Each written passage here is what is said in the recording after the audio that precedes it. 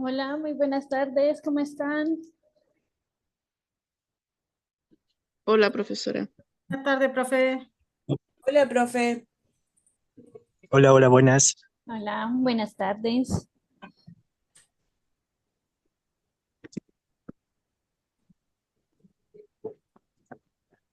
Listo, ya les compartí la presentación, ¿la están viendo? Sí, Listo, perfecto. Bueno, acuérdense de los micrófonos, traten de silenciarlos y los activan cuando tengan alguna preguntita para que no nos interrumpamos la clase. Bueno, la última clase hablamos sobre el medicamento. ¿Se acuerdan que hablamos que el medicamento está compuesto de dos partes? Una es el principio activo, puede ser una combinación de varios principios activos, y la otra son los excipientes. Acuérdense que el principio activo nos da esas propiedades farmacológicas, mientras que el excipiente no nos entrega ninguna propiedad ni ningún cambio farmacológico. También hablamos sobre la industria farmacéutica y especialmente la industria en Chile. Para empezar la clase de hoy, que hoy vamos a hablar sobre el desarrollo de los fármacos, vamos a ver primero un videíto para terminar esa parte de la industria farmacéutica sobre cómo se fabrican los medicamentos. Aquí en esta parte solo las pastillas. Me dicen si en ese momento estaban escuchando sonido.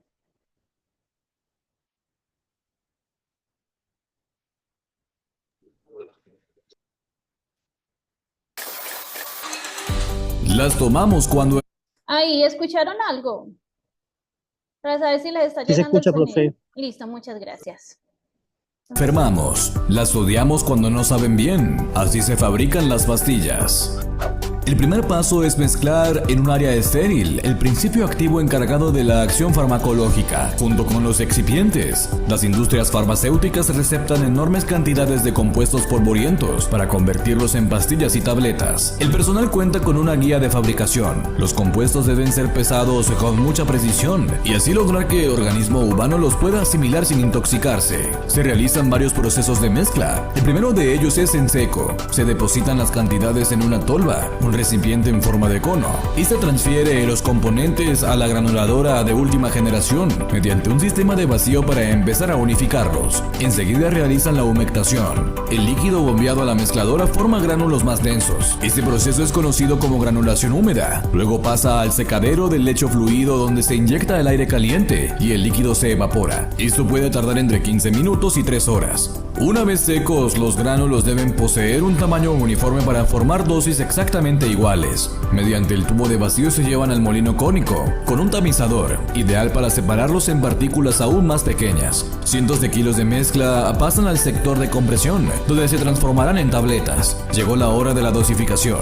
La matriz de punzones presiona fuertemente compactando píldoras del mismo peso, dimensión y dureza. Ahora deben pasar por la bandeja de vibración que se encargará de quitar el exceso polvoriento del compuesto y enviarlas a la bolsa de recolección.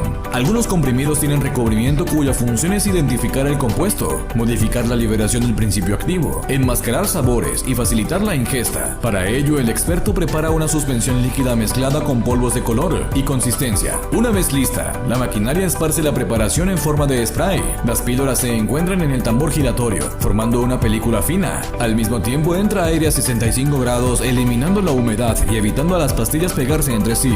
En el laboratorio realizan controles microbiológicos, verificando la ausencia de contaminación y controles físico-químicos para garantizar la dosis y consistencia. Al tratarse de medicinas, este es un paso fundamental. El estuchado protegerá la producción del medio ambiente. La máquina formará blisters del tamaño adecuado a partir de una lámina de PVC, un material impermeable y adecuado para generar burbujas al vacío y transportar los medicamentos. A continuación pasan por un rodillo que trabaja a 210 grados centígrados para agregar la cubierta de aluminio doble, brindando una protección adecuada y de fácil extracción.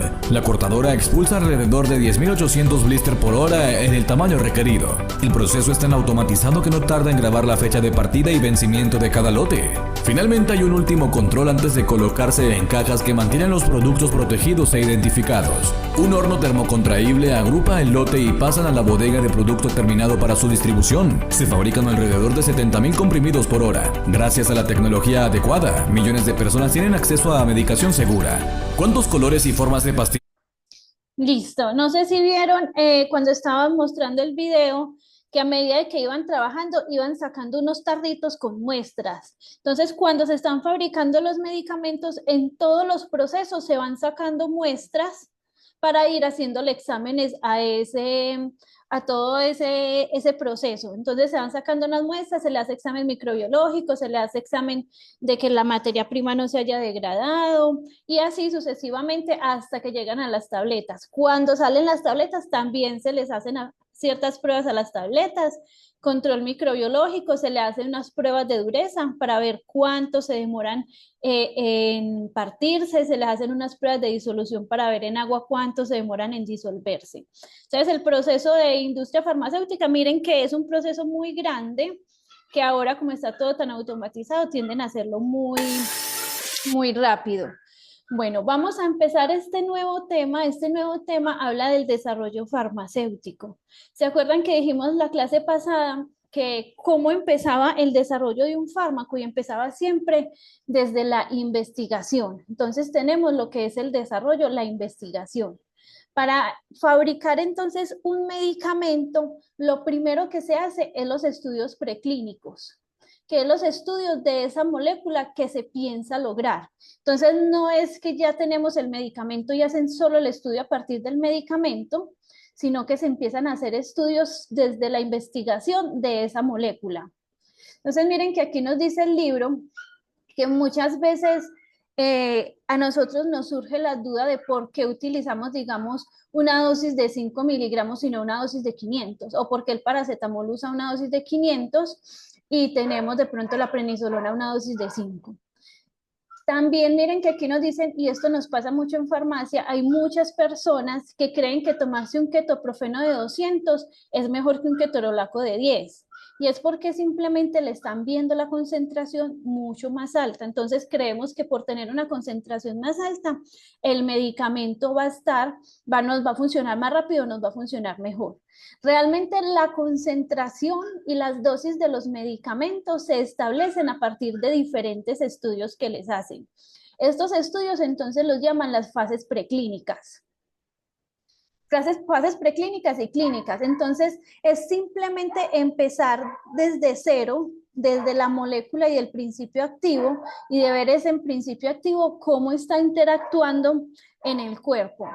Y acuérdense que vimos que teníamos una dosis tóxica, una dosis mínima efectiva. Entonces, en estos estudios preclínicos van determinando, van haciendo como las primeras bases para saber cuál es la dosis efectiva, la mínima dosis que nos va a hacer efecto en el cuerpo y cuál sería la dosis tóxica para poder establecer ese rango de dosis que tienen los medicamentos. Entonces, esta primer parte donde se están haciendo esos estudios preclínicos hace parte como de la investigación y el desarrollo. Lo primero que se hace en un medicamento es la investigación y el desarrollo. Investigar la molécula, ver cómo van a empezar a desarrollarlo. Entonces, la primera fase preclínica, la primera fase es donde empiezan los ensayos clínicos que se van a llevar a cabo después de los estudios preclínicos. Entonces, lo primero, investigación y el desarrollo. Ya pasó la fase de investigación y el desarrollo, ya tenemos determinado cómo va a ser nuestro medicamento. Entonces, ahí empiezan estas fases.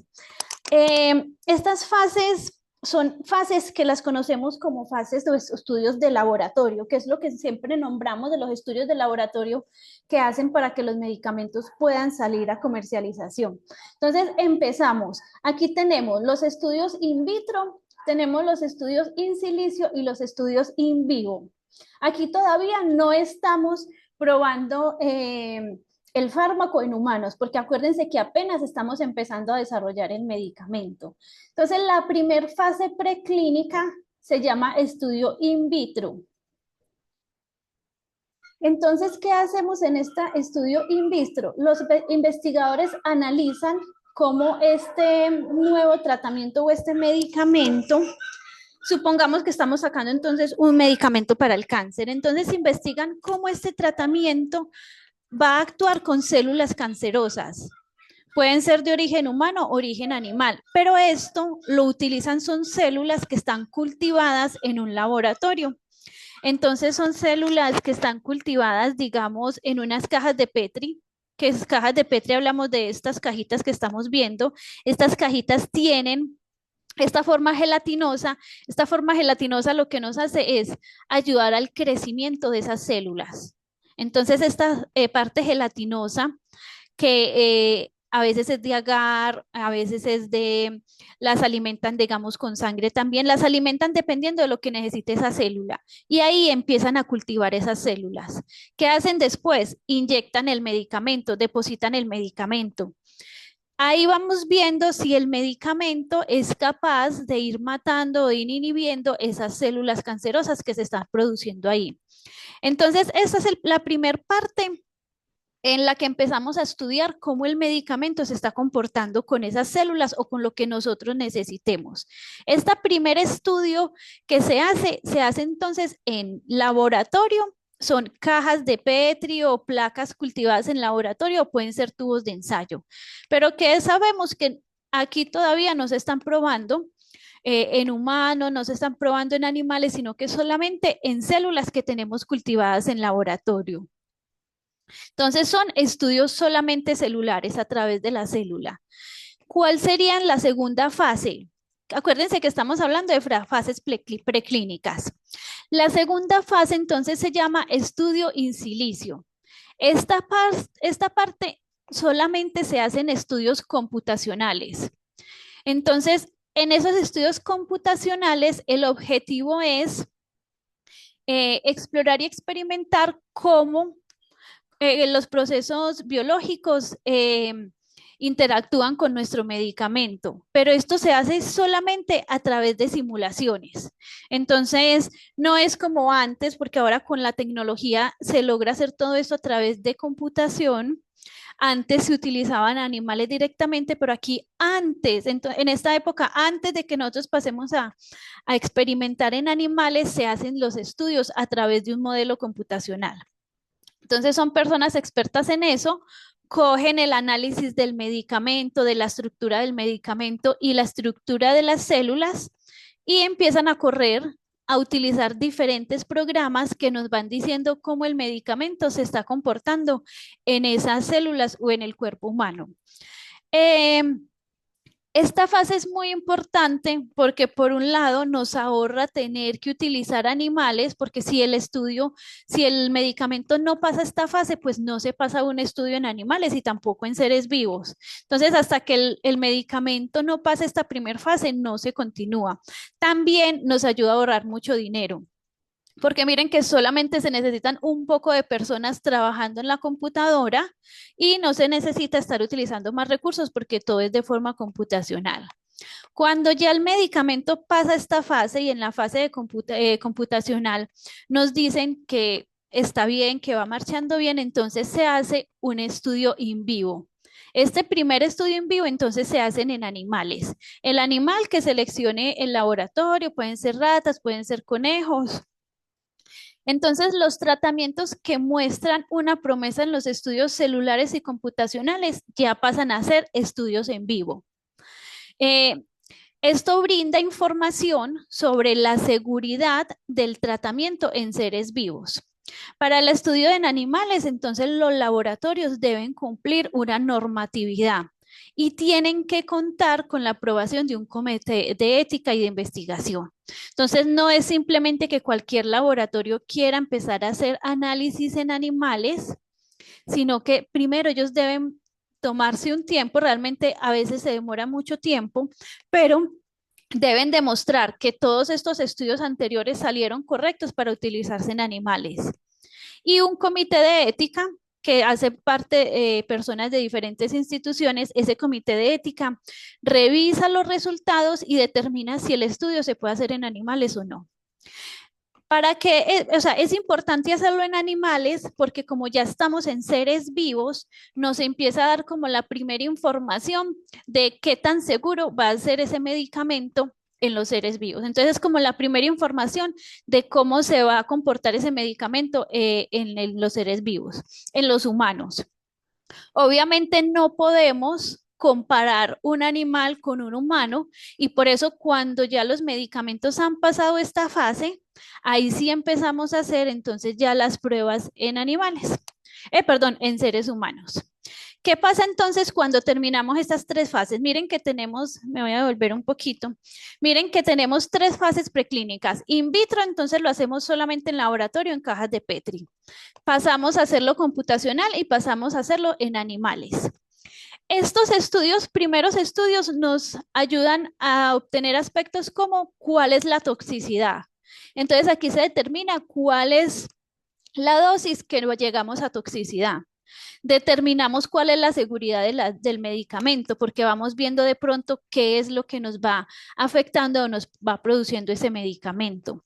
También nos habla aquí de la farmacodinámica, la farmacodinamia.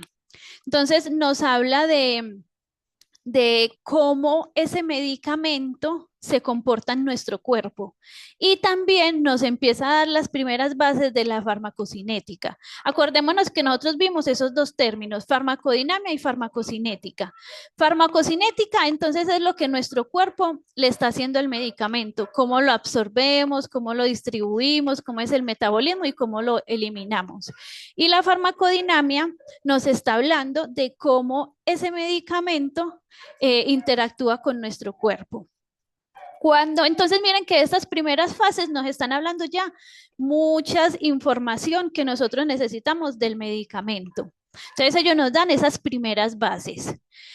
Aquí en estos estudios, entonces nosotros sacamos tres términos muy importantes en la parte de los medicamentos. Un término se llama dosis letal 50 o le dicen DL50. Entonces, esta hace referencia a aquella dosis de principio activo que causa la muerte del 50% de los animales de prueba. Esto se hace de forma estadística, no es que cojan una cantidad gigante de animales para saber cuántos de ellos están muriendo, cuál es la mitad que mueren, sino que lo hacen en una pequeña cantidad de animales y ya a través de estudios de estadística y computacionales eso lo extrapolan o lo hacen de forma mucho más grande. Entonces, miren, esta dosis letal 50 nos habla de esa dosis del medicamento que causa la muerte del 50% de los animales. Supongamos, tenemos una muestra de 100 ratones. Y entonces, la dosis letal 50, aquí en este caso sería aquella concentración que nos mató a 50 ratones. Porque miren que estamos hablando de la mitad. Si tenemos una muestra de 200 ratones, entonces la dosis letal 50 fue la que nos mató a 100 ratones. O sea, siempre vamos a decir que es el 50 cuando nosotros cogemos la cantidad de población y la dividimos entre 2. La mitad, ahí es en esa parte, es la dosis letal 50.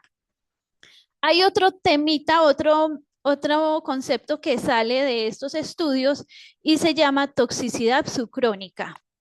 Entonces son los efectos adversos ocasionados por administración o exposición repetida de la sustancia durante un corto periodo de tiempo. Usualmente es el 10% de la vida de los animales. Entonces miren, exponen al animal durante un tiempo al medicamento, entonces miren que es un tiempo corto, solamente el 10% de su vida, y nos van determinando cuáles fueron los efectos adversos que salieron en ese momento. Entonces, toxicidad subcrónica nos habla de los efectos adversos ocasionados, pero en un periodo de tiempo muy corto. Y contrario a esta, tenemos las pruebas de toxicidad crónica. En estas pruebas de toxicidad crónica, entonces se determina cuál es la toxicidad de la exposición a esta sustancia o a ese medicamento durante toda la vida del sujeto de prueba, digamos de los ratones o del conejo. Entonces miren que ahí se determinan dos cosas. ¿Cuál es el efecto adverso cuando nosotros estamos tomando el medicamento por un periodo de tiempo muy cortico? Y se determina cuáles son esos efectos adversos cuando nos exponemos durante un periodo de tiempo muy largo a ese mismo medicamento. Entonces, son similares a las pruebas subcrónicas. Ambas pruebas son similares. ¿Qué diferencia una de la otra? Que en la crónica el animal se expone durante un periodo de tiempo muy largo y la subcrónica es solamente el 10% de su vida o un periodo de tiempo muy corto. Actualmente estas pruebas se realizan a través de estudios computacionales, entonces no es necesario que tengamos al ratón expuesto durante un periodo muy largo, no es necesario que expongamos a nuestro periodo, a nuestros animales durante como ese sufrimiento todo el tiempo con el medicamento, sino que se hace por un tiempo muy corto y luego a través de estudios computacionales esto se logra determinar. A veces no es necesario ni siquiera exponer al sujeto de prueba, sino que a través de la computación se logra hacer todo esto, determinar estos tres conceptos. Entonces son tres conceptos que nos van empezando a decir, miren que nos van empezando a hablar sobre cuál es la seguridad del medicamento. Principalmente estos tres conceptos nos hablan de seguridad y nos van empezando a determinar más o menos cuánto tiempo podemos estar expuestos a un medicamento. Por eso tenemos medicamentos que en su ficha técnica nos dicen no más de 14 días, no más de 30 días, un periodo de tiempo no muy largo, porque a través de que van haciendo estos estudios se van dando cuenta de que si nos exponemos a un tiempo muy largo, pues los efectos adversos van a aumentar y la toxicidad en el cuerpo también. Preguntas en esta partecita de esos términos que vimos. Ninguna, listo. Entonces voy a continuar. Esos temas que vimos, entonces nos hablaba de todo lo que eran los estudios preclínicos. Esos estudios preclínicos nos dan entonces esa información para nosotros empezar a saber qué tan bueno es el medicamento. Pero obviamente miren que ahí todavía no hemos hecho ensayos en humanos, que obviamente es necesario hacer ensayos en humanos para saber que ese medicamento que va a llegar a nuestro consumo sea apto. Entonces los humanos y los ratones procesan de manera diferente los medicamentos porque nuestro sistema es diferente. Entonces un tratamiento que funciona en el ratón o en el conejito no necesariamente tiene que ser efectivo para nosotras las personas. Entonces, por eso se tiene que seguir a otra fase de estudios. Entonces, no se continúa la otra fase de estudios si esos primeros estudios preclínicos no fueron exitosos. O sea, se hacen esos primeros 3 estudios hasta llegar al estudio en animales y se comprobó de que el medicamento era letal, que el medicamento no generaba beneficio para la enfermedad que están buscando, entonces ahí no se pasa a otros estudios. Pero si determinan que es prometedor, que el medicamento está funcionando, que los efectos adversos no son tan graves, ahí los laboratorios tienen que solicitar a un ente regulatorio de medicamentos, a la Agencia Regulatoria de Medicamentos, que les aprueben realizar experimentos en humanos. Entonces, ahí ya pasa a ser experimento en humanos después de que ya se pasaron todas estas pruebas. La primera fase, entonces la primera fase, aquí vamos a empezar a hablar entonces ya de la fase clínica. Mire que antes era preclínica, todavía no habíamos empezado. Aquí empezamos lo que son los ensayos clínicos. Tenemos la primera fase. En la primera fase se hace la evaluación de ese medicamento e incluye individuos que estén sanos o individuos que tengan una enfermedad específica. Aquí se hace en una población de personas muy pequeña, entre 10 y 80 personas. En general, estos estudios se llevan a cabo con un único grupo de participantes que reciben todos el mismo tratamiento. Entonces, esto es muy pequeño. Mire que se pueden incluir individuos sanos, porque ¿para qué sirve este primer estudio? Este primer estudio nos sirve para determinar la seguridad en humanos, para determinar cuál es la dosis efectiva y cuáles serían los posibles efectos secundarios. Miren que aquí en esta primera fase todavía no necesitamos que hayan personas que tengan esa enfermedad. Entonces, si estamos hablando todavía de un tratamiento para el cáncer, todavía no necesitamos una persona que tenga cáncer, porque simplemente queremos ver cuáles son los posibles efectos secundarios y qué tan seguro es el medicamento. En esta primera fase tienden a usar muchos individuos sanos, porque si el individuo está sano y se toma el medicamento, pues obviamente nos vamos a dar cuenta más fácil cuál es esa reacción adversa que le está dando el medicamento. Entonces pensemos, en esta primera fase, ¿qué es lo importante? Que se pueden incluir individuos sanos o individuos con una enfermedad específica, porque ya sabemos cómo se comportaría esa enfermedad. Tiene solamente entre 10 y 80 personas y nos vamos a dar cuenta de la seguridad, la dosis y cuáles serían los posibles efectos secundarios. De ahí, cuando ya esta fase está terminada y se dieron cuenta de que sigue siendo efectivo el medicamento, que sigue siendo seguro, obviamente puede tener efectos adversos, pero aún así es un medicamento que es mucho más seguro. De ahí se pasa a una fase 2. En esta fase, aquí ya vamos entonces a centrar nuestra evaluación en ver cuál es la eficacia del medicamento. Entonces, aquí sí encontramos individuos o personas que tienen esa enfermedad. Entonces, supongamos aquí, nosotros ya vamos a tener pacientes que tienen cáncer. Y lo que vamos a hacer es empezar a ver qué tan efectivo es ese medicamento contra su cáncer. Aquí se puede comparar cómo funcionaría un medicamento nuevo, entonces el nuevo medicamento que estamos desarrollando contra uno que ya existe, que sabemos que fue efectivo y que ya pasó por todas estas pruebas. En estos estudios de fase 2, entonces ya empezamos a incluir participantes mucho más grandes, o sea, tenemos un estudio más grande. Por lo general va entre 100 a 300 personas. Se llevan a cabo durante un periodo de tiempo mucho más largo que el primer estudio. El objetivo entonces de este segundo estudio, esta segunda fase, es determinar qué tan efectivo es el tratamiento y si es necesario llevar a cabo investigaciones adicionales. Si, por ejemplo, nos dice es efectivo, pero no en un 100%, entonces de pronto se tiene que mezclar con otros medicamentos, o si de pronto en esta segunda fase que ya lo experimentamos con pacientes enfermos nos empezó a presentar reacciones adversas o efectos secundarios diferentes a los de la primera fase, entonces ahí se empiezan a hacer otras investigaciones.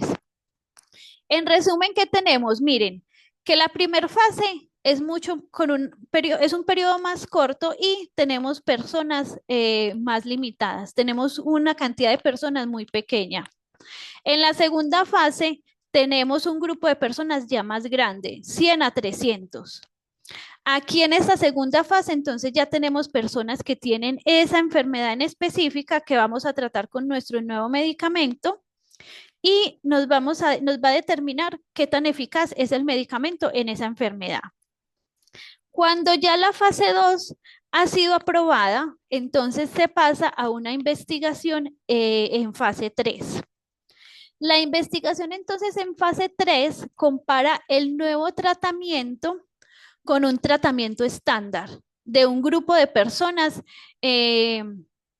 ya es mucho más grande. Entonces aquí tenemos más de 300 participantes. Miren que el otro iba entre 100 y 300. Aquí ya tenemos más de 300. Se hace por un periodo de tiempo mucho más largo. Y entonces, ¿qué se hace? En este estudio se dividen las personas. A unas personas les entregan el medicamento que se está haciendo nuevo. A otras personas se les entrega el medicamento que ya ha sido aprobado.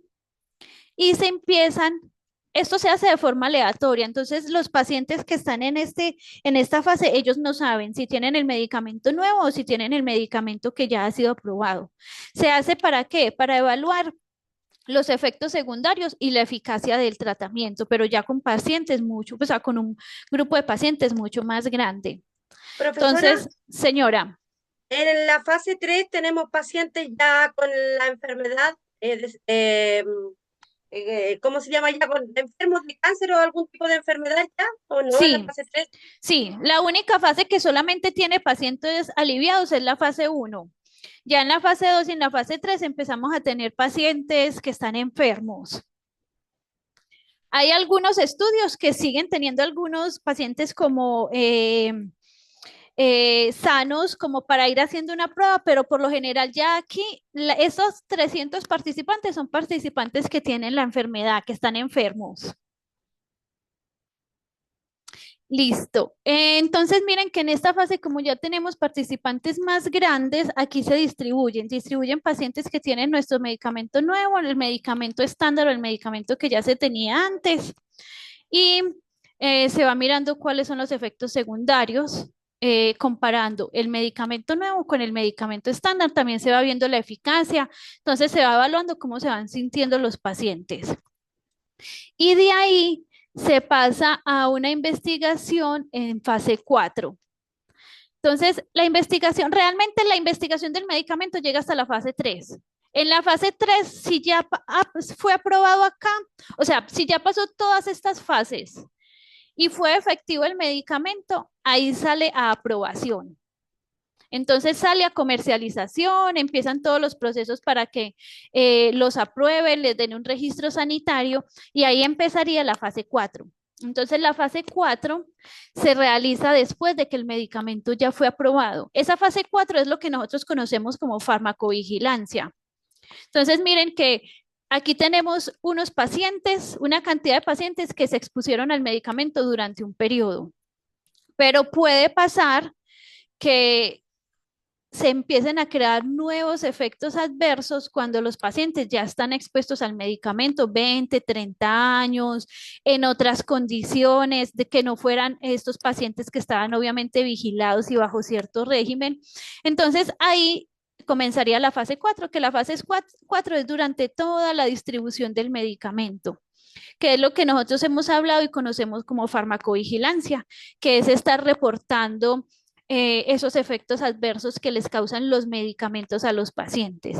Hay muchos efectos adversos que se generan después de un tiempo y hay efectos adversos que van saliendo que no fueron reportados en estas primeras fases de investigación. Entonces, por eso es que se desarrolla la farmacovigilancia y que la farmacovigilancia es estricta y debe ser por ley que los centros médicos realicen farmacovigilancia.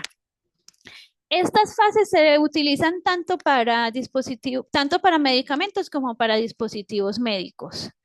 Entonces, simplemente la idea es que nosotros evaluemos todos esos efectos secundarios y la seguridad y eficacia del medicamento ya a largo plazo, con una población obviamente mucho más amplia, porque miren que aquí teníamos más de 300 participantes, pero ya cuando empezamos a utilizarlo en la población y en todos los países, pues vamos a tener muchísima más cantidad de pacientes. Bueno, ¿se acuerdan de la farmacovigilancia? Que la farmacovigilancia nosotros la reportamos, la podemos reportar nosotros como pacientes, la podemos reportar como profesionales de la salud, se la podemos reportar a un médico y que el médico la notifique, pero la farmacovigilancia la deberíamos hacer siempre con cualquier medicamento que nos cree un efecto adverso. Entonces, así sea el paracetamol, no lo compramos y ese paracetamol nos genera un efecto adverso que nosotros vimos y es un efecto adverso raro, entonces, ¿qué hacemos? Lo notificamos. Yo les decía que, por ejemplo, dime. En esas etapas de probar los medicamentos, porque realmente es como probar los medicamentos por grupo, ¿ya? Esta parte que es muy nombrada, ese término de ensayo clínico, sería, supongo yo, de acuerdo a lo que usted ha mencionado, la etapa 1 y la 2, ¿o estoy equivocada? Los ensayos clínicos serían la 1, la 2 y la 3. Ya. La 1 con 80 a 100 participantes, la 2 entre 100 y 300 y la 3 con más de 300. Cuando ya pasan esas 3, el medicamento se aprueba y sale a comercialización y ahí nosotros lo empezamos a comprar. Perfecto, gracias, profe. Sí, realmente son ensayos. O sea, el medicamento se hace, se probó en animales, se probó de forma computacional que funcionaba, pero ya lo que sigue es hacer ensayos. Es hacer ensayos de que ese medicamento realmente sí esté haciendo lo que en la fase computacional nosotros nos dimos cuenta. Puede pasar, por ejemplo, que haya un medicamento que ya está aprobado. Pasa mucho con los medicamentos, por ejemplo, del cáncer. Es un medicamento que ya está aprobado, y a medida que lo han utilizado, se han dado cuenta que sirve para otros diagnósticos. Entonces, por ejemplo, un medicamento para el cáncer nos puede funcionar para cáncer de colon, para cáncer gástrico y para cáncer de próstata, supongamos. Ya fue aprobado para esos 3 tipos de cáncer, pero luego se empezaron a dar cuenta que también empezaba a servir para cáncer de ovario. Entonces, ahí qué pasa, empiezan a hacer estas nuevas fases, pero para ese nuevo diagnóstico. No es que aprueben el medicamento y lo aprueben para todos los usos, sino que lo aprueban para el diagnóstico en el que se estuvo haciendo la investigación. Entonces, puede pasar que un medicamento nosotros lo veamos, no está aprobado para esa indicación, pero le están haciendo estudios. Entonces, por ejemplo, los pacientes con cáncer, esos pacientes con cáncer entran mucho a este tipo de fases, porque de pronto ellos agotan los tratamientos que ya tienen. ¿Y qué es lo que hace el médico? Les dicen que están investigando nuevos fármacos y que si quieren ensayarlo. Entonces ellos entran a esos ensayos, obviamente tienen que aprobarlo los pacientes y empiezan a ser parte de esos ensayos. Entonces, por eso miren que cuando un medicamento entra al país, el país decide para qué tipo de enfermedades o para qué diagnósticos lo va a aprobar. Puede pasar que nosotros en Chile tengamos un medicamento aprobado para una enfermedad y que en Estados Unidos no lo tengan aprobado para esa. Porque esa es decisión del país, el país decide si esos medicamentos lo van a utilizar, lo van a aprobar o no lo van a aprobar en eso. Eso pasa principalmente en los medicamentos que tienden a ser medicamentos ya de más control, como los del cáncer, los del VIH, medicamentos para enfermedades autoinmunes. A veces a los pacientes, ¿qué les pasa? Que de pronto en mi país no lo tienen aprobado y en otro país sí lo tienen aprobado y hay pacientes que les toca viajar a otros países para que le puedan poner el medicamento. Entonces, ¿esto en qué se basa? Cada país para aprobar esto se basa en los estudios que le han hecho al medicamento y ellos deciden si están de acuerdo con el medicamento o no. Profesora, Dime. le hago una pregunta tonta, pero me llamó la curiosidad. ¿De dónde sacan tanto de esos pacientes sanos? ¿De dónde? ¿Cómo buscan pacientes, personas para probar los medicamentos? Sí, los laboratorios sacan anuncios y por lo general pagan. Entonces son personas que quieran, por ejemplo, en las universidades lo hacen mucho. En las universidades hay universidades que tienen estos centros y las universidades convocan dentro de la universidad personas que se quieran postular. No significa que todos los que se quieran postular van a ser utilizados. A ellos les hacen pruebas y les hacen exámenes de que sean personas realmente sanas, que sean, por ejemplo, personas vegetarianas, no las dejan incluir en estas fases porque son personas que tienen una alimentación diferente, entonces pueden dar resultados diferentes a las personas que son carnívoras. Si les hacen exámenes a todos los pacientes que se postulan, les hacen un examen. Si tienen anemia, no los aprueban. Entonces, estos estudios, los laboratorios sacan anuncios que quienes se quieren postular, a veces dan una bonificación pues de dinero, otras veces no dan nada, pero hay personas que hacen parte de esto, que les gusta. Ok, gracias. Listo. Y eso es lo que yo les digo, hacen exámenes. A las personas hacen exámenes porque todas deben estar en las mismas condiciones. Si de pronto uno presenta una reacción adversa y el otro no, la idea es que todos tengan las mismas condiciones y no que el que presentó la reacción adversa tenía anemia y por eso fue la reacción adversa. La idea es que todos sean las mismas condiciones para que los datos sean reales. Ya cuando pasan a estas fases de investigación en personas enfermas, aquí sí, obviamente, por lo general, ¿qué se hace? En los hospitales, en los centros médicos, buscan a personas que tengan la enfermedad, que, que por lo general ya su tratamiento se está agotando. O sea, son personas que con los tratamientos que ya existen no les está funcionando y las empiezan a incluir en estas nuevas fases de tratamiento. ¿Listo? ¿Alguna otra preguntita en esta parte? Profe, consulta, Dime. por acá Ricardo, dos cositas para comentarle. Una, que tengo la fase 4 para un paciente, ahí se hace la farmacovigilancia, ¿cierto? Sí. a un paciente cuando ya, por ejemplo, está desahuciado o ya no hay, como se dice a los chilenos, no hay vuelta que dar con un paciente y ahí se hace la farmavigilancia. La Ahí se le farmacovigilancia inyecta. se hace a cualquier paciente que tenga el medicamento. Ah, O sea, ya. ¿tú qué medicamento tomas o has tomado? Mm, bueno, uno como está enfermo, generalmente como está resfriado, toma, no sé, el tema de los tapsinios, paracetamol, ese tipo de Ujú. cosas. ¿Y alguna vez has tomado un Es, paracetamol que cuando se lo tome le dé gastritis o le dé acidez? no, No. ¿Y algún medicamento que tú te lo no. tomes y diga me cayó mal? Me pasó una oportunidad, me pasó con el omeprazol, ¿Sí? cuando tuve un poco de acidez y evité el tema del omeprazol y evité por tomar cosas más naturales como, por ejemplo, el bicarbonato, que se puede usar como medicina natural en este caso. Ujú. Listo, entonces mira, por ejemplo, para Mm, explicarte la farmacovigilancia. Por ejemplo, yo todos los, perdón, sí. se me fue un poquito la señal. ¿Qué me estabas diciendo?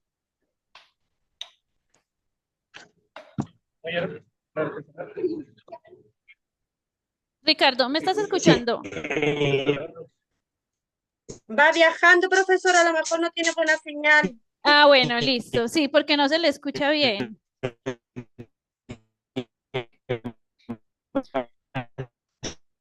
Y los demás me están escuchando bien. eh, profesor, si me escucha lo que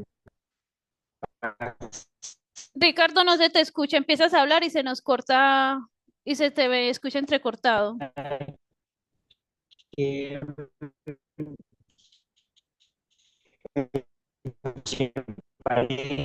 sí, yo voy viajando, entonces sí, voy viajando, entonces sí tengo muchos problemas con la conexión, se me corta cada rato la clase.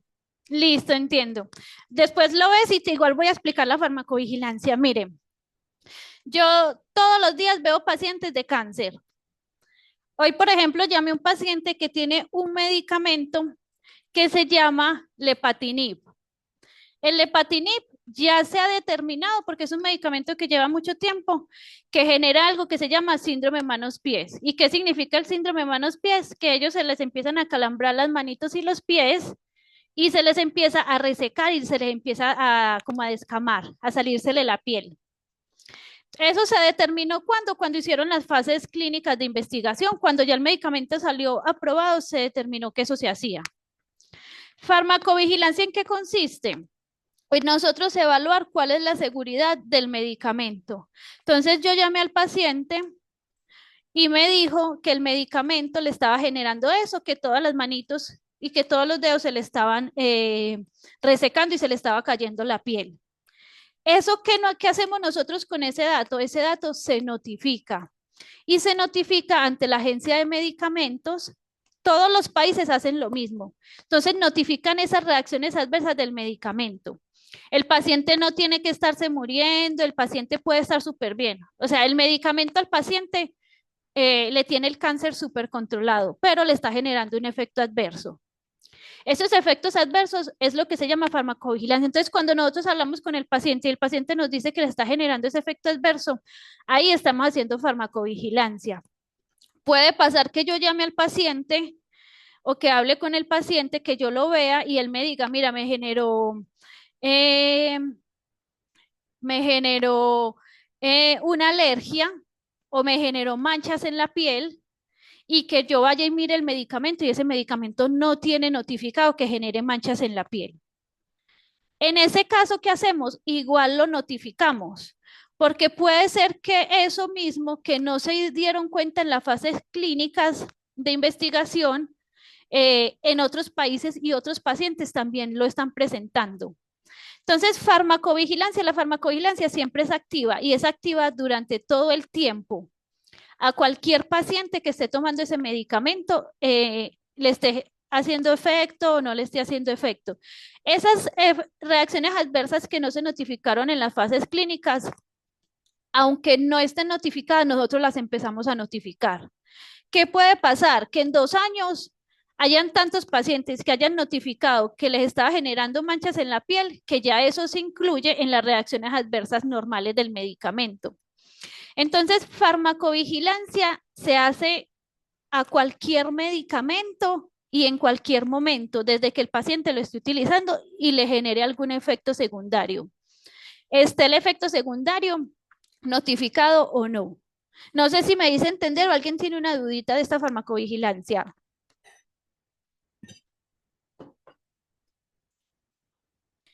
Listo, perfecto. Entonces, continuemos. Entonces, para hacer el resumencito, tenemos entonces nuestra primer fase. ¿Qué se hace? Se evalúa cuál es el rango de dosis, cómo actúa ese medicamento en nuestro cuerpo. Acuérdese que con individuos sanos, entonces nosotros podemos saber cuál es la absorción, la distribución, metabolismo, excreción. Como la estamos haciendo en pacientes con las mismas condiciones. Entonces, la idea es que estos datos no sean datos muy diferentes, sino que se tendan a comportar igual. Pacientes sanos y un rango de pacientes muy pequeños hasta 100. Puede durar varios meses, dependiendo de cómo vayan obteniendo los resultados y dependiendo de lo que el laboratorio determine. Se pasa a la fase 2. Entonces, la fase 2 con pacientes que ya están afectados, pueden ser hasta 300. Aquí que evaluamos principalmente la efectividad, pero también seguimos evaluando los otros puntos. La toxicidad, qué tan tóxico esos efectos secundarios que se nos están dando en todos los pacientes ya enfermos. Y esta puede durar hasta 2 años. Entonces, el medicamento puede estar 2 años con estos solo 300 pacientes evaluando todo esto, porque obviamente es muy difícil que evaluemos efectividad de ciertos medicamentos en un periodo corto. Entonces, si vamos a evaluar la efectividad de un analgésico, pues ahí pueden pasar solamente 10 o 15 días. Pero si vamos a evaluar la efectividad de un medicamento para el cáncer, entonces tiene que ser un periodo largo para que nosotros determinemos que también sirve. Acuérdense que hay medicamentos que no empiezan a servir después de 3 semanas o más tiempo utilizándolos. Y pasamos a la fase 3. Entonces, la fase 3 es de 300 pacientes en adelante, pacientes que están afectados. Continuamos evaluando la efectividad, continuamos evaluando la toxicidad y los efectos secundarios. Miren que este puede durar de 1 a 4 años, puede ser hasta más, dependiendo de cómo se vaya analizando el medicamento. Y ya para concluir, vamos a ver este videíto que también nos explica lo mismo que hemos estado hablando. Esta animación explica las 4 fases de la investigación en fármacos. Desarrollar un fármaco como una vacuna conlleva mucho tiempo porque debe pasar por diferentes fases antes de poderse aprobar. Esto es un proceso muy preciso y largo. La primera fase investiga si el nuevo fármaco es seguro y los efectos exactos que tiene sobre el cuerpo humano. Esto se hace con un grupo pequeño de voluntarios sanos que se toman diversas dosis del fármaco. La dosis del fármaco se va aumentando con el tiempo bajo la supervisión médica. Pueden ser necesarios controles periódicos que suelen incluir análisis de sangre para decidir si el fármaco es seguro y efectivo.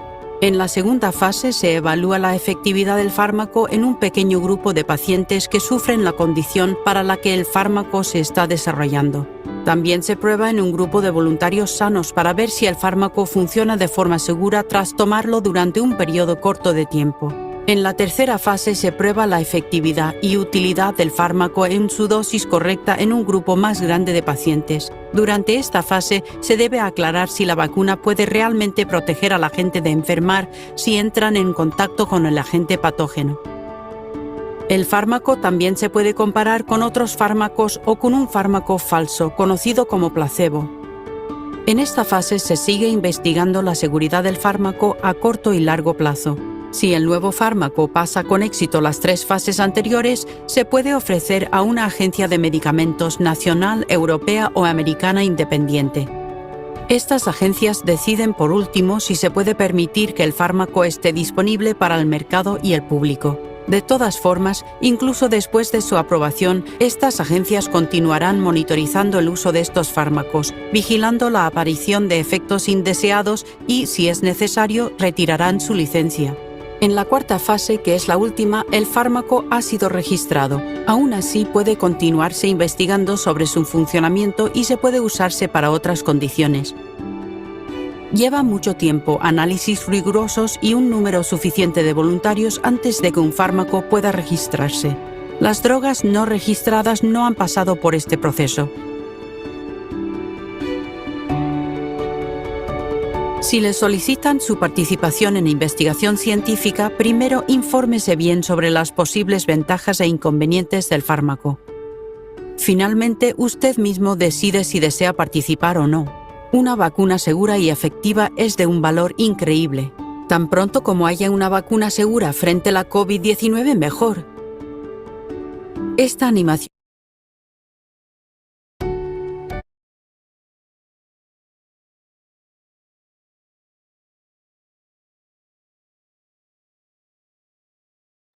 Listo. No sé si se han dado cuenta que hay muchos medicamentos que no sabemos si se pueden utilizar en pacientes embarazados o en niños. Pasa esto y es porque las pacientes embarazadas y los niños no pueden ser utilizados en estudios. A no ser de que se haga un estudio y que lo aprueben solamente para mujeres en embarazo, pero es algo muy complicado.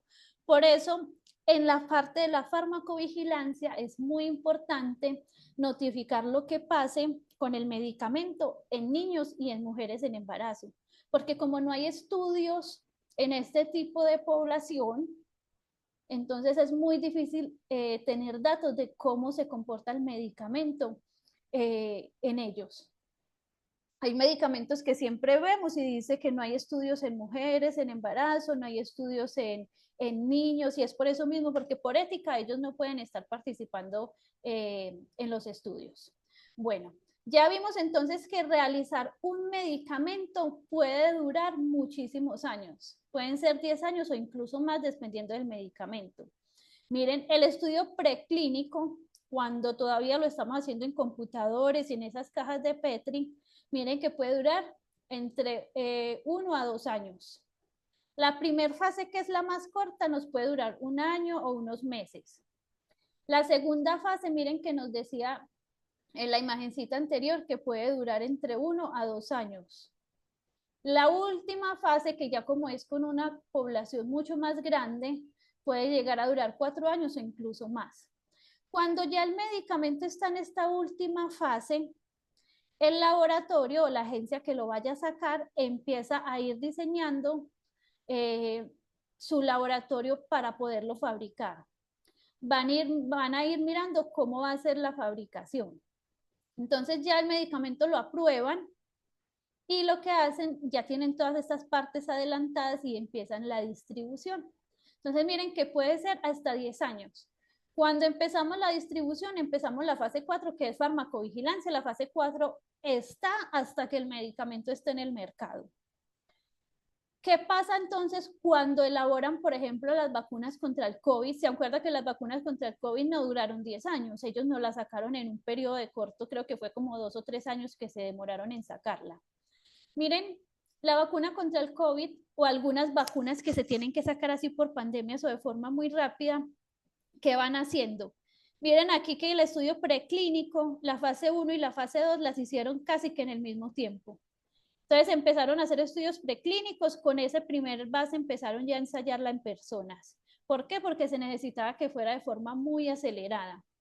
Cuando ya se aprobó esta segunda fase, ahí sí empezó la tercera fase, que no duró los 4 años que duran acá normalmente un medicamento, sino que miren que eso duró solo 1 año.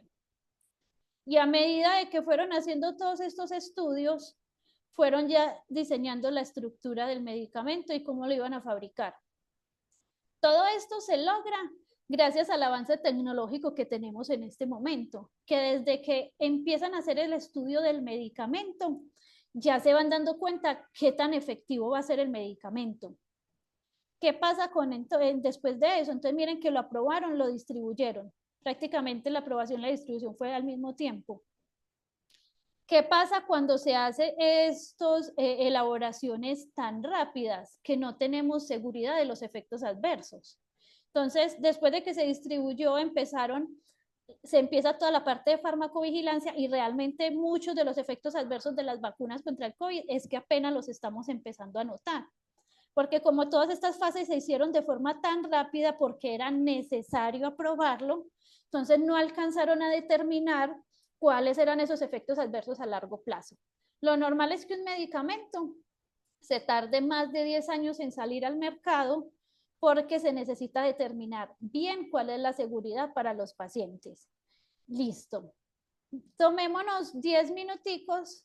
Profesora, ya después le pregunto. No, pregúntame ahora, antes de que Mire, cambiemos de tema. lo que pasa es que, bueno, todos sabemos que para el COVID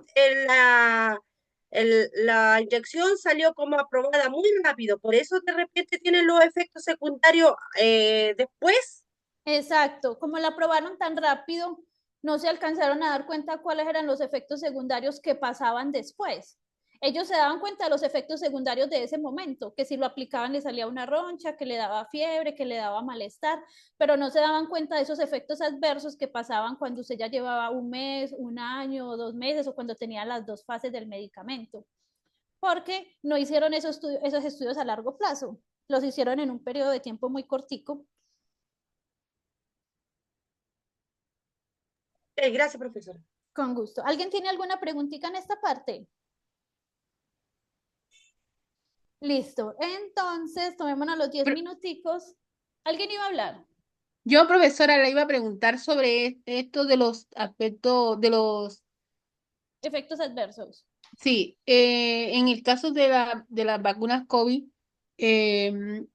hay muchas personas que tienen otras secuelas a raíz de las vacunas estas. ¿Y quién responde por esas situaciones así en este momento? Las No, personas que están enfermas con otras cosas, no, ¿quedan eso así? no. Sí, o sea, el laboratorio podrían decirle algo, pero realmente usted autorizó a que le pusieran la vacuna. O sea, usted se Mm, la puso porque usted lo autorizó. Podría ser que ya ahí, dependiendo de la secuela, uno en el centro médico, en el laboratorio, pero realmente ahí no habría como que respondan no. de- pero como mal hecho, ¿verdad? Porque, o sea, curan una enfermedad, pero dañan otra. Exacto, los efectos adversos todos los medicamentos tienen efectos adversos. Sí, Lo que claro. pasa es que ellos necesitaban sacar la vacuna porque si no iba a ser peor, entonces iba a aumentar el número de muertes, se iba a propagar más la enfermedad.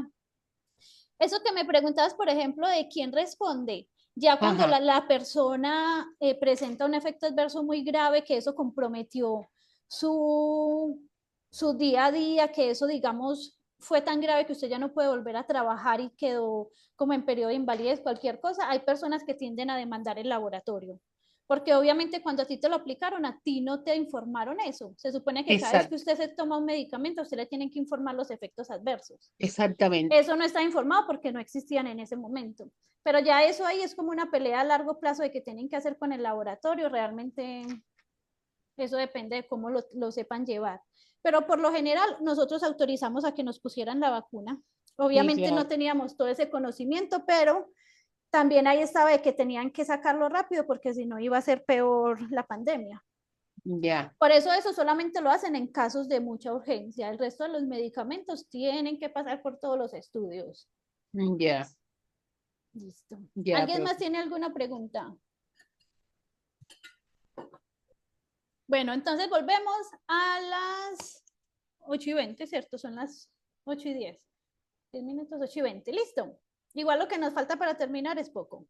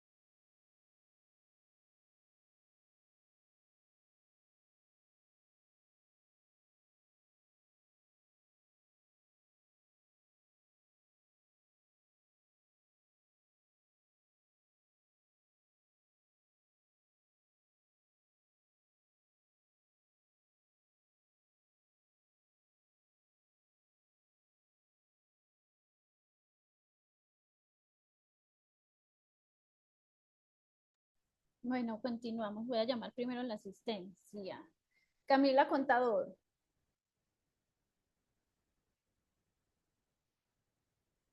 Karina Cortés.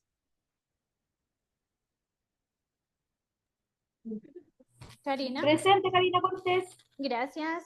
Gabriela Dumont. Erlines Escorché. Presente. Gracias. Claudia Hernández. Rosaner Leighton. Danis López. Presente. Gracias. Cindy Mamani. Presente. Gracias. María Merino. Gloria Millar. Víctor José Muñoz. Presente. Gracias. Daniela Paz. Profe, presente. ¿Quién? Daniela. Gloria Millar. Listo, Gloria, gracias. Daniela. Claudia Rivera. Aida Rojas. Presente, profesora. Gracias. Ricardo. Disculpe, Claudia Rivera, presente. Listo, Claudia. ¡Profe! ¿Quién me habla? Gabriela Dumont, presente. Listo, Gabriela. Ya te lo puse. Ricardo, también te anoté ya. No se te escucha nada, pero ya te anoté. Macarena Tapia. Profe, presente por ahí. Gracias. ¿Se escuchó? Sí, señor. Gracias, gracias.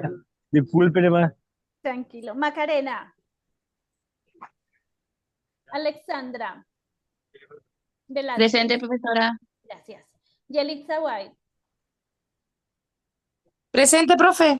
Gracias. ¿Me faltó alguien? ¿No falta nadie? Listo. Entonces, continuando con los temas. Espérenme, lo silencio. Listo. Entonces ya continuamos con otro tema que nos habla de la tecnología farmacéutica.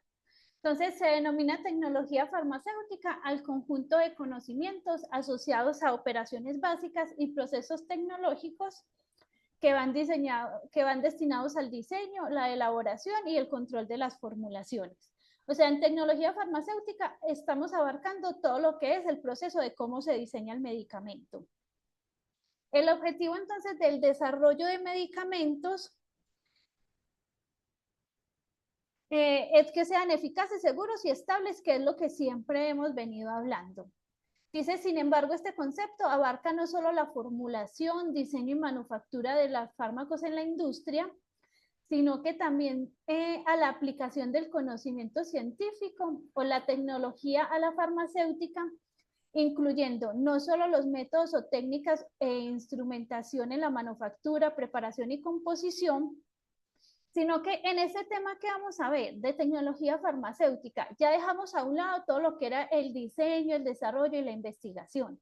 Aquí vamos a hablar es de cómo se dispensa el medicamento, si es tableta, si es jarabe, cómo es el envasado y cómo es el almacenamiento de los medicamentos. Miren que hemos hablado cuando vimos la parte de los excipientes, que era importante determinar cuál era el excipiente que se iba a utilizar dependiendo de lo que queríamos lograr con el medicamento. ¿Cómo se obtiene entonces el principio activo, que es lo primero? Los fármacos se pueden obtener a partir de síntesis química, a partir de drogas de plantas, de productos, de animales, de microorganismos, o pueden ser diseñados simplemente a través de biotecnología o genética. Entonces, ¿de dónde sacamos medicamentos? ¿De dónde sacamos ese principio activo? Puede ser diseñado en un laboratorio de una síntesis química, que todo sea obtenido a partir del laboratorio. También lo podemos sacar de una planta, lo podemos sacar de un animal, de un microorganismo. Aquí nos dan el ejemplo del captopril. El captopril es un inhibidor de la enzima convertidora de angiotensina. Es un IECA. Eso lo vimos cuando vimos los medicamentos para la hipertensión. ¿Qué hace el captopril? El captopril relaja los vasos sanguíneos y al relajarse los vasos sanguíneos, pues ya no hay tanta presión y reduce la presión. Este fármaco tiene un origen a partir de un veneno. Entonces, este fármaco se saca a partir del veneno de una serpiente. ¿Y cómo se dieron cuenta de que servía? Porque observaron qué pasaba cuando esa serpiente mordía a las personas y se dieron cuenta que las personas que presentaban esta mordida empezaban a tener un descenso muy rápido en la presión arterial. Entonces, simplemente a partir de ahí empezaron a aislar el compuesto exacto de ese veneno que hacía que produjera la disminución de la presión arterial.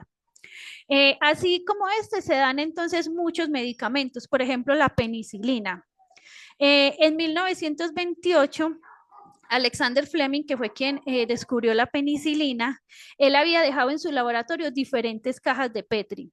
En esas cajas de Petri, entonces mire que estamos hablando de esas cajitas que hablamos en ese estudio in vitro, él había cultivado un hongo, que era el Staphylococcus aureus, y se dio cuenta que había crecimiento de este hongo en todas menos en una. ¿Y en cuál no creció? En una que él había echado el Penicillium total, que era otro hongo. Y ahí fue dándose cuenta que ese Penicillium tenía un compuesto que hacía que erradicara el Staphylococcus aureus, y así se creó la penicilina. Entonces, miren que esta salió de un hongo, esta salió de un animal, y así sucesivamente es que van obteniendo los principios activos. Listo. ¿Qué hacen parte de la tecnología farmacéutica? Entonces, todos los estudios que se hacen para la preformulación, para formular, toda la parte de, del diseño industrial. Denme un segundito, que se me está apagando la pantalla otra vez.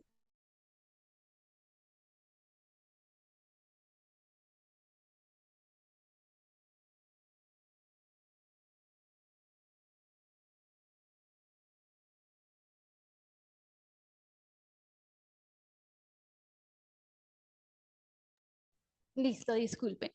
Entonces, en esta parte de tecnología farmacéutica hablamos de cómo se hace para que ese principio activo sea mucho más efectivo y sea mucho más seguro. Entonces, en estos se selecciona cuál es la vía de administración del medicamento, en qué forma farmacéutica se va a empezar a fabricar. Y dependiendo de ellas se empiezan a incorporar entonces los procesos. ¿Cuál va a ser el mezclado? ¿Se acuerdan ese video que vimos al inicio? Entonces ellos empiezan a determinar cómo se va a mezclar, cómo lo vamos a encapsular, si va a ser cápsula o va a ser tableta dura, qué tanto hay que comprimirlo o cómo se debe disolver. Todo eso hace parte de esa tecnología farmacéutica. Cuando ya se determina esto, se hace el acondicionamiento para el principio activo. ¿Cómo hacemos para que ese principio activo realmente no se vaya a dañar, que los excipientes no le vayan a generar, digamos, que no lo vayan a degradar? Y esa parte de industria farmacéutica entonces nos sacan estos conceptos que vamos a ver, que es la liberación modificada de fármacos. Entonces, hemos visto, creo que hemos hablado durante estas clases que hay medicamentos que nosotros vemos y dice comprimidos, y otros vemos y dicen comprimidos recubiertos, otros comprimidos de liberación. Entonces, muchas de las sustancias que en estos momentos se manejan tienen un efecto terapéutico a corto plazo. Y nos vamos dando cuenta que después se van dando esos efectos. Entonces, esos medicamentos tienen efectos a corto plazo. Ay, disculpen, denme un momentico.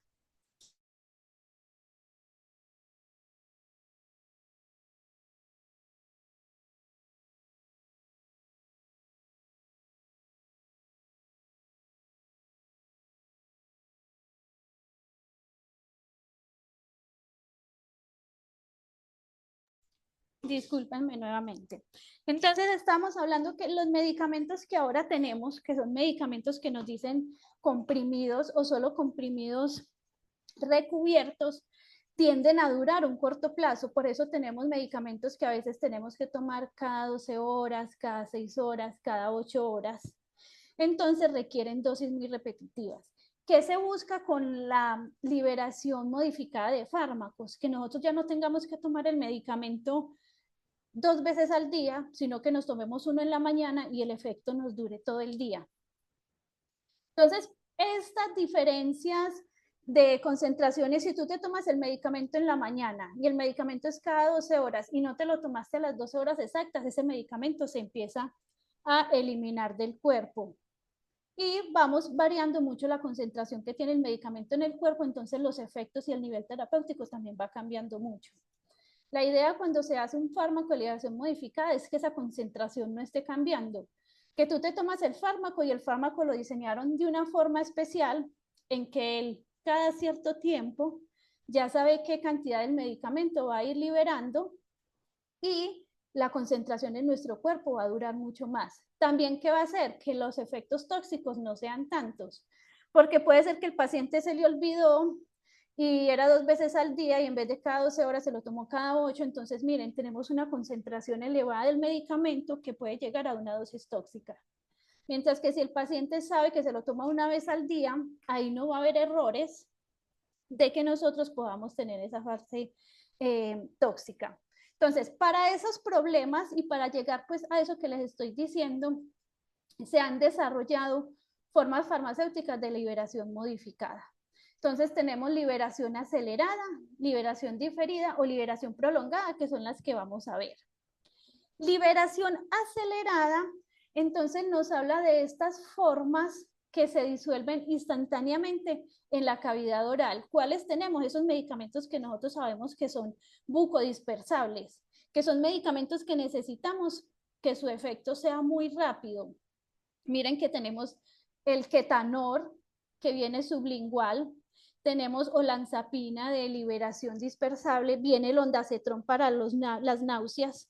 Entonces son medicamentos que nosotros necesitamos que el efecto sea muy rápido y les hacen una liberación especial de forma de que mire que un comprimido normal, si nosotros nos lo ponemos en la cavidad bucal, él no se va a disolver rápidamente.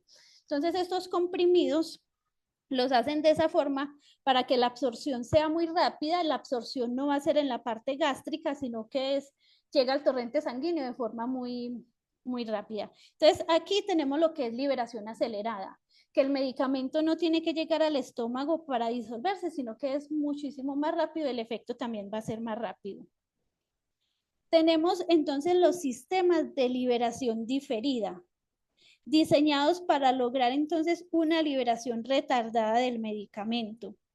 Estos sistemas, entonces lo que hacen es lo que yo les decía, extender la duración que tiene el efecto en el cuerpo.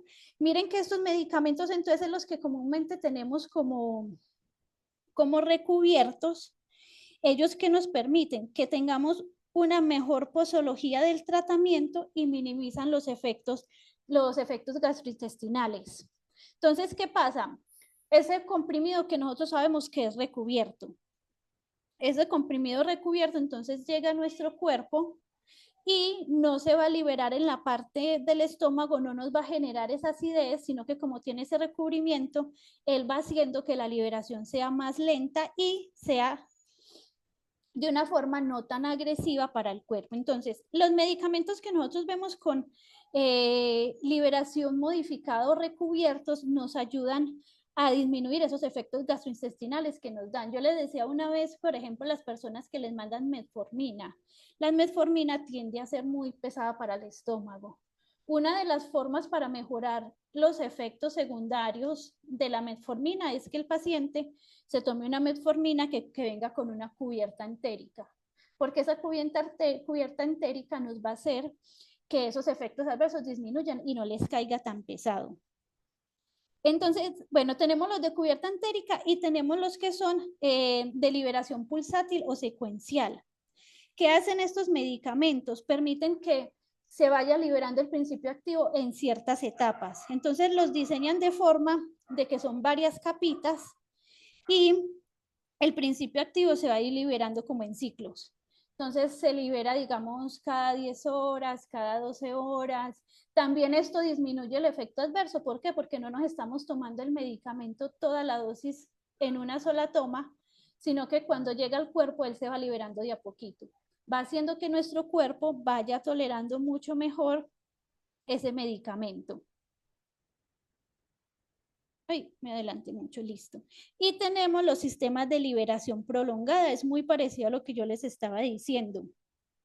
Estos de liberación prolongada nos ayudan a que nosotros no tengamos picos tan altos del principio activo, porque es una tableta que nos tomamos y la tableta es como si tuviera un huequito muy pequeño y por el otro extremo le va entrando agua. Entonces esa agua va sacando de a poquitos por ese huequito muy pequeño el medicamento. El medicamento se libera durante todo el día, de hecho puede ser durante más tiempo en el cuerpo y va haciendo que el medicamento lo tengamos de forma más disminuida. Esto nos ayuda también a aumentar la biodisponibilidad. ¿Se acuerdan que tenemos una cantidad limitada de receptores? Entonces, si le damos una concentración muy grande del medicamento, esos receptores se nos van a taponar, se van a acabar. Mientras que si le vamos dando un poquito de medicamento, se utilizan los receptores, vuelven a quedar libres. Entonces, esto hace que la disponibilidad del medicamento en nuestro cuerpo sea mucho mejor. Hay otro tipo de medicamentos que se llaman sistemas flotantes o bioadhesivos.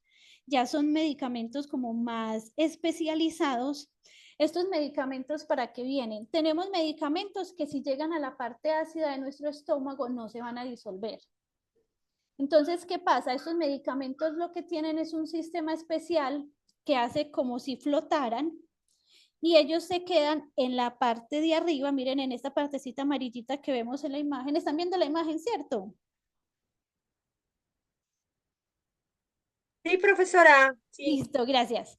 Entonces ellos se quedan como flotando en esta parte de arriba de nuestro estómago y ahí no hay presencia de acidez porque la acidez está abajo. Entonces ahí se quedan, se van liberando y eso hace que el medicamento dure más tiempo. Entonces estos flotantes o bioadhesivos, por ejemplo, tenemos la amoxicilina, la riboflavina, lo que hacen es proteger al medicamento. Protegen al medicamento para que no se vaya a degradar tan fácil y pueda durar más tiempo el efecto, que aunque nuestro cuerpo no lo vaya a eliminar. Bueno, aquí les tengo un resumencito como de las tres formas de liberación que tenemos, las principales, para que entendamos. Entonces, miren, tenemos la liberación acelerada. ¿Qué sabemos si su nombre lo dice? La velocidad de liberación del medicamento es muy rápida, mientras que la liberación diferida es retrasada. Porque acuérdense que tiene esa recubierta entérica que hace que el medicamento se demore más en liberarse. Y la que tenemos de liberación prolongada es gradual y sostenida, que va haciendo que el medicamento se vaya liberando de forma gradual, o sea, de a poquitos. Lugar de liberación. La liberación acelerada, entonces ya vemos que se libera en la parte de la boca, porque principalmente son bucodispersables. Hay otras que también se pueden liberar en el estómago, porque si nosotros no nos la queremos tomar bucodispersable, o sea, no nos la queremos tomar directamente debajo de la lengua, podemos también tomárnosla y ella se va disolviendo. La liberación diferida, entonces, se libera en el intestino, mientras que la liberación prolongada en diferentes zonas del tracto gastrointestinal o también puede ser en la piel porque tenemos parches. Por ejemplo, hay unos parches de estos de bupremorfina o los parches, hay unos que se utilizan para la menopausia. ¿Qué hace ese parche? Ese parche usted se lo pone por 7 días y él va liberando el medicamento de a poquitos. Entonces, también entra en estos de liberación prolongada ese tipo de parches. ¿Cuál es el objetivo de cada una? La liberación acelerada, pues nuestro objetivo es que tengamos un efecto rápido, que nos demos cuenta de ese efecto rápido. De los medicamentos de liberación diferida, nuestro objetivo es proteger el medicamento para que el ácido del estómago no lo dañe y también proteger el estómago para que ese medicamento no nos caiga pesado. Los medicamentos de liberación prolongada, su objetivo es reducir la frecuencia de dosis, entonces que no estemos tomando medicamentos tantas veces al día y que esa concentración del medicamento sea estable durante todo ese tiempo. Entonces aquí yo les puse unos ejemplos de liberación acelerada, todas las tabletas que son bucodispersables. Liberación diferida, entonces lo que son tabletas entéricas, que nosotros decimos, o tabletas con recubrimiento. Y liberación prolongada, entonces tenemos lo que son los parches. Yo ya les dije esos parches que uno se pone que pueden durar hasta 7 días, entonces son 7 días que está el parche entregándonos medicamento. O hay unos comprimidos que cuando nosotros los vemos de una nos está diciendo liberación prolongada. Cuando entonces, acordémonos muy bien, si le mandaron la metformina normal 2 veces al día, no podemos entregarle una metformina de liberación prolongada y que se la tome 2 veces al día, porque ya liberación prolongada nos está diciendo que esa dosis no la va a dar durante más tiempo. Bueno, continuamos. Profesora, cuéntame. El SIDUO XL,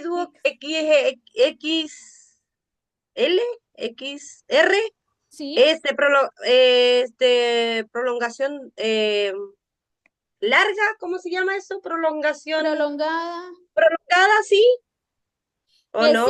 Sí, es de liberación prolongada. De hecho, si tú ves la cajita, en la cajita de una vez dice tabletas de liberación prolongada. Profesora, ¿y cómo el doctor les dio, si usted dice que no, el doctor les dio 2 tabletas, una en la mañana y una en la tarde? ¿Está bien eso? Lo que no podemos hacer es cambiarle la indicación del médico, porque si el médico le mandó 500 miligramos en liberación normal, es porque él ya sabe que él necesita esos 500 2 veces al día. Pero si nosotros le cambiamos a 500 miligramos de liberación prolongada, ahí le estamos dando una dosis mayor a la que le están indicando. Pero si el doctor de una vez le indicó ese medicamento 2 veces al día, sí, no habría ningún problema. Ah, ok. Listo. Pero que haya sido el doctor el que se lo indicó así. Sí, yo tengo entendido que sí. Y que le haya puesto XR pues ahí en la... Pero todos esos SIG-DUO en combinación creo que vienen de liberación prolongada. No hay ningún SIG-DUO sin liberación.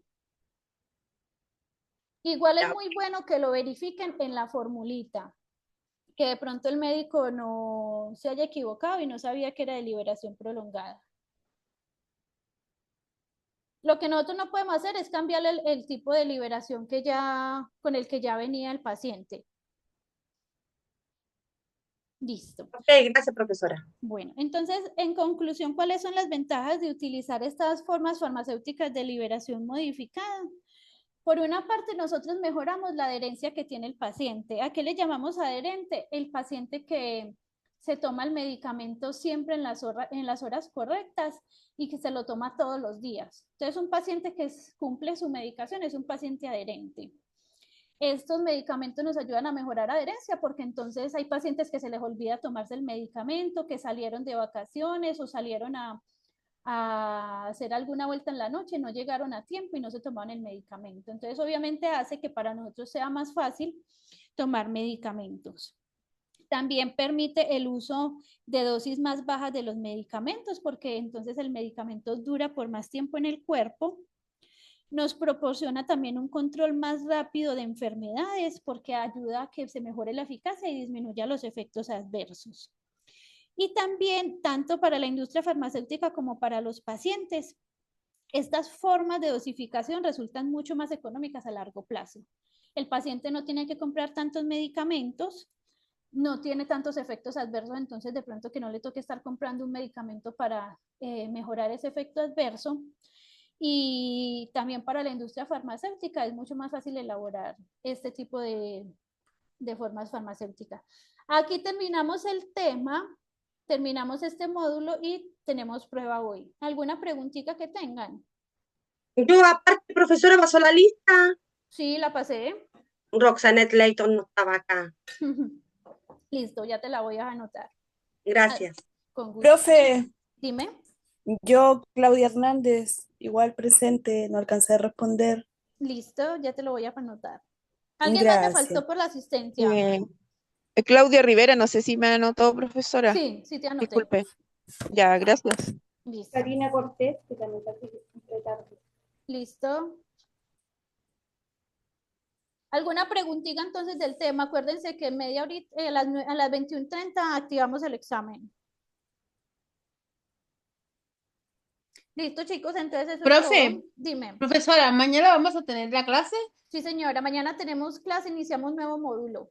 El módulo 3. Iniciamos el módulo 3, que es auxiliar de farmacia. Ya, ok. Entonces ya este lo terminamos hoy. Sí, señora.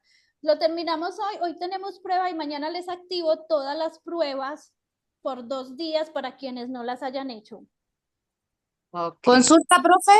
Señora. Escuché que dijeron que mañana teníamos clase. Sí, Sí, claro. señora.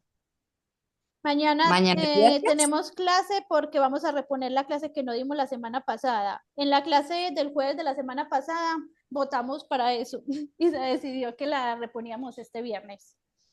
Gracias, no estaba enterada de ello. La verdad no leí los mensajes, estaba trabajando. Listo. Ya, gracias. Igual va a quedar grabada por si no puedes asistir, queda grabada. Ya, listo. Listo. Bueno, Muy bien. que estén muy bien, una feliz noche. Ya, gracias, profesora. Gracias, profe. Igual Gracias, usted. profe. Chao, profe, gracias. Chao, profe, gracias.